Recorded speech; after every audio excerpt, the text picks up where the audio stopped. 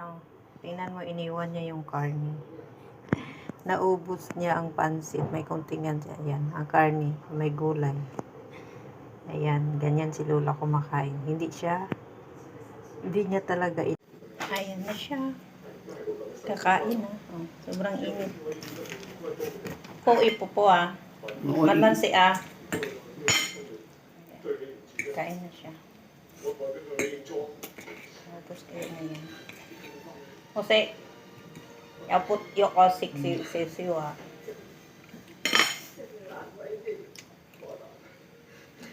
Kain na siya.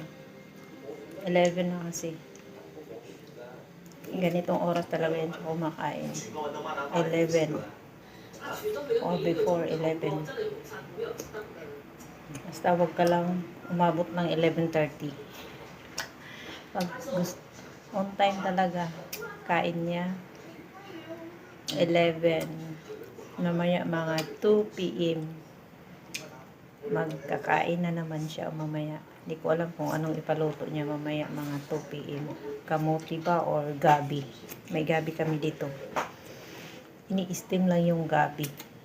Yung ano ng gabi. Yung laman ng gabi. Gustong gusto din niya yun. Ini-steam ko tapos tinapingan ko siya ng asukal. Gustong gusto niya kainin. Masarap daw yung gabi na ini-steam ko. So, enjoy your lunch po. Si Kunyang di pa nakaluto ng kanyang pang lunch. Enjoy! Magluto tayo ng pansit ni Lola.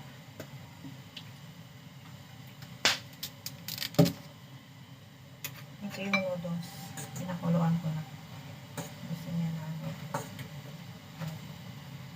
So, ito lang ang hinalo ko. Maliit na karne. Konting karne. Kasi hindi naman siya kumakain ng karne. Isa ko na bawang.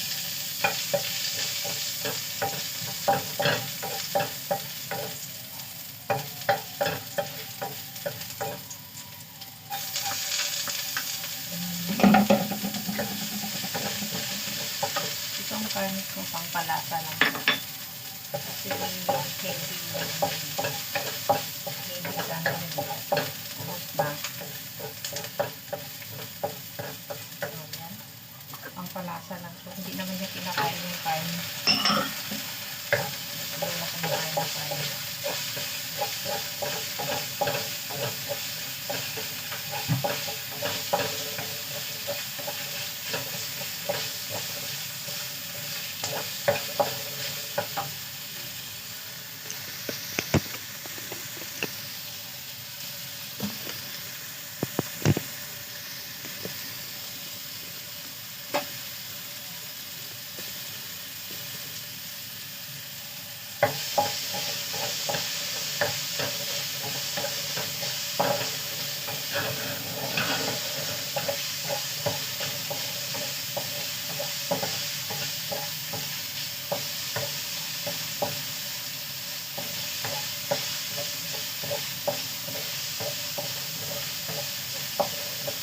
Kinuha ko lang itong karne doon sa ano ko, sa pang-ulam ko na nito na. Kapag pangpalasa na, hindi ko gusto kumakain ng karne. So, ilagay ko itong pichay.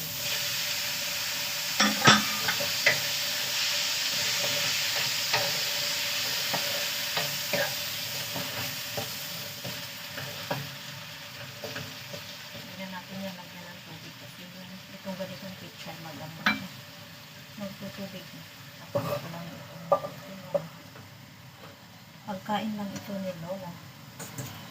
Ano ba ginagawa?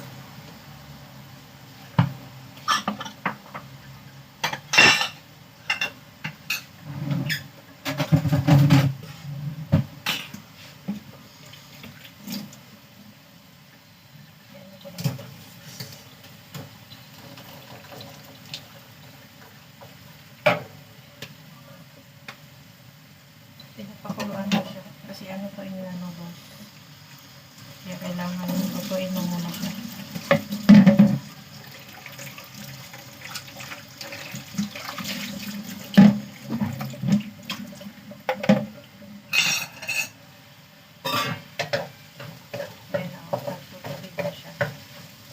Mabilis lang tulutuin. Gusto niya kasi yung nakita niya akong kumain ng noodles na ganito. Nagustuhan niya. Ano kasi yan si Lola, kung ano yung kinakain ko. Pag tingin niya, masarap. Ayun, kakain siya. Soy sauce. Tapos, lagyan natin ng paminta. Tapos, lagyan natin ng oyster.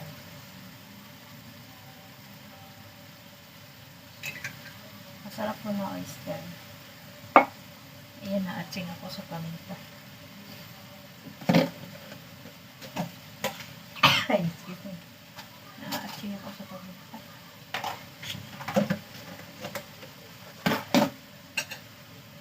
Bilisan lang po ng pagkain ko.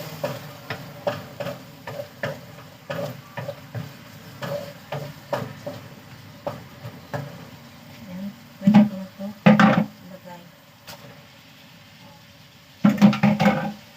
Express lang po pagkain ni Lola, express.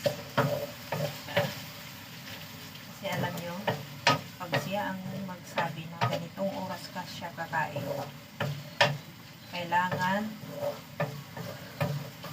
on time ka talaga magbigay ng pagkain sa kanya. Hindi ka pwedeng ma-late. Mas mabuting advance mo pa siya makainin kaysa ma-late ka. Kahit late, tingin niya ganong oras na yung sinabi niya. Tapos late ka na lang mga